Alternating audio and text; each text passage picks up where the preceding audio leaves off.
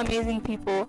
My name is Wanipa from Liberty Rehabilitation Center, and I'm excited to announce that today we are launching our podcast, which we're going to be calling Liberty Unchained. So on this podcast, we're going to be having real conversations with different people, and today actually happens to be our first episode, and we're delighted and we're privileged to have the Director General, Executive Director for Liberty Rehabilitation Center as our first guest on this program. I welcome you, sir, to Liberty Unchained. Thank you. Thank you very much, Wanipa, and thank you for hosting. All right, thank you so much. So, before we dive into what we're going to be talking about today, I just want to hear from you briefly, in like maybe under just a minute. Maybe you can just tell us what drove you being the visionary, you being the person that started this. What drove you to establishing this? Okay, first of all, thank you very much, viewers, and I'm delighted that this could be the first feature on this podcast. First of all, I think all my life in doing business, it's been a thing where passion has always been community service. Then I had to focus on what is it that I can do to the public. Right. So offering myself to open this facility, which is basically 2 years, 6 months. Okay. So far, there's been a lot of challenges here and there, but to be honest, the answer would just be passion to service amongst those that are afflicted with substance abuse. This organization was birthed at the time when I was thinking, what is it that we can do, or rather that I can do to the community? And the first thing that struck, I realized there's so much abuse of alcohol, there's so much abuse of substance. So along the way, I just figured I needed to do this. So you can imagine, I started thinking about this before it was birthed, I think for 6 years, planning and putting resources together to be where we are today. So it took me a good 6 years to mobilize and do what we are doing today. So it's passion and service for the community. That's what drove me to open this facility. Awesome. That's amazing to hear, and for me it's inspiring, and I'm sure it's also inspiring to my fellow young people. So now, diving into why we're having this discussion, I want to hear from you. I would like to hear from you. Looking at what's happening around, especially amongst us, the young people, as far as mental health is concerned, we're seeing a lot of suicide cases, and we've seen that the most victims are the young people. So now, why do you think it is the young people that are mostly victims, especially in this dispensation? Okay, so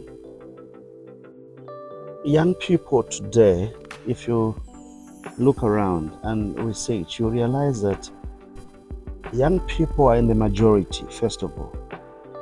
And these young people are the ones that are actually afflicted with a number of challenges. Yeah, true. Okay? So you look at, for example, students, you find that there are very few people that are able to contain the pressure. Instead of consoling each other, there's been a lot of stigma amongst young people. You find that this one is coming from a well-to-do family, wants to compete with that one that is probably coming from a moderate family. So there's this unnecessary competition, especially in schools, where one wants to look better than the other. If they don't reach that mark, you find that they will not be able to hold it. What happens? Then they find themselves in indulging themselves in all manner of activities, some of them that are not accepted by society. Hence, you find that they are now involved in drugs, addicted to drugs, addicted to alcohol. They are now receiving solace by taking alcohol. True. That now starts acting as part and parcel of their lifestyle. So at a certain time when addiction kicks in, you know what happens? Then you stop thinking as you are supposed to think. So a reason why you find that there are now a number of suicide cases, to a certain degree, some it's spiritual, where you do not know at what point then you can just sit and seek the face of God and then just come out of the problem that you think this is before me. So you realize that to some families, they don't take spiritual affairs as something that should be part of their lifestyle. So we have a very big problem, especially amongst young people. Sooner we realize, the better. So a reason why Liberty Rehabilitation Center today is full throttle trying to create campaigns, so then amongst the learners can as well become counselors and counsel fellow students. It escalates like that. So it's not easy, but it started with one step. So this is the first step that we've started, and we're hoping that involvement and engagement of the supremacy of government affairs can now begin to realize the importance of rehabilitating these young people, or rather taking a center stage of awareness, so that the young people should be able to know, if I'm in this challenge, who then can I talk to? What can I do? Solutions have to be found by way of carrying out these awareness campaigns in schools and colleges. Schools, beginning with primary, secondary schools, and tertiary schools, so that we have this thing that should be part of us, which is why Liberty Rehabilitation Center today is in existence, because ours is not just to rehabilitate, ours is to carry mass awareness campaigns in all corners of this country. Thank you very much for that insightful response. So now, what do you think young people should, I'm talking about those that those that are not victims yet, what do you think those can do in order to prevent that from happening to them as far as mental health is concerned?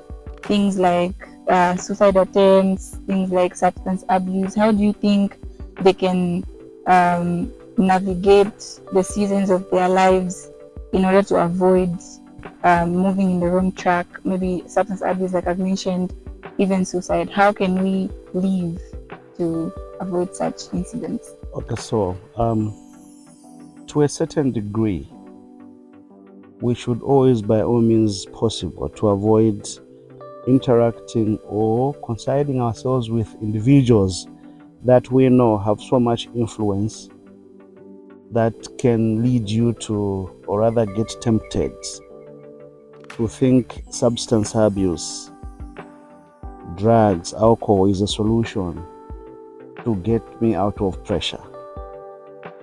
Associations are very critical. Peer pressure is quite critical.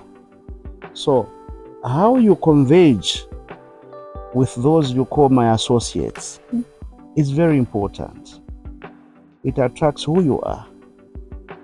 You have to associate yourself with people that I know, you know, that these ones can bring about good to my life. Because then, if you don't, you'll find that some people naturally are weak in mind. Every little thing that is talked to you, you follow. Everything that is advised to you, you do, whether wrong or good. So we need to associate ourselves with individuals that I know can bring about positive things in my life.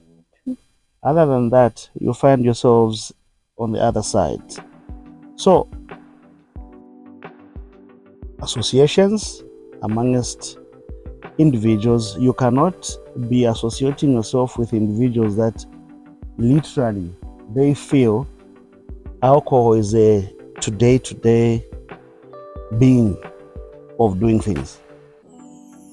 Substance is a solution for me to feel I can even study more. Those, they just lead you to health problems. So it's these kind of things that we are talking about. You need to choose right people to associate yourself with, because you should be an inspiration to many. People should be looking up to you for solutions rather than looking at you as a major problem in society. So we have to pick and choose right people to associate ourselves to. Thank you very much. I like that you mentioned association, because I feel like that's very important, especially in this dispensation. I feel like society has just created a certain template that us young people ought to follow, and it's considered normal. Somehow, when you're not doing it, you're condemned. It's not normal.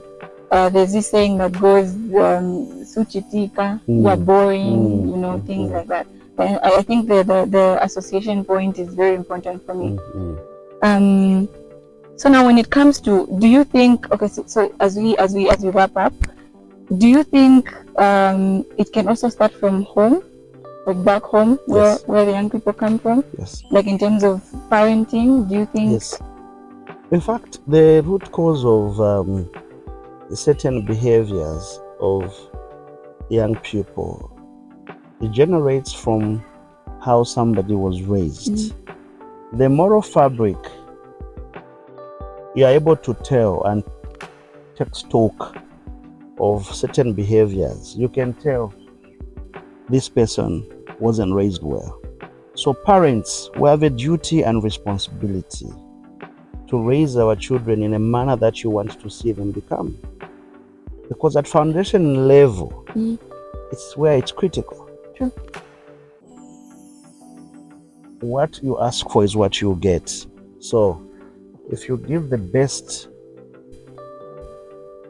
opportunity for a child to raise them in a manner that they should be respectful towards elders, they should focus on education, they should be able to work hard, they should be smart in everything that they do.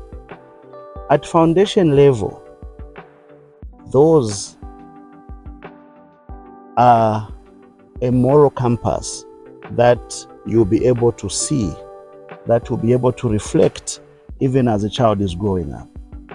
Because if you don't instill that fabric in a child, trust me, you're raising a problem. And this problem, you don't have to come and blame anybody, because at foundation stage, that's why it's critical.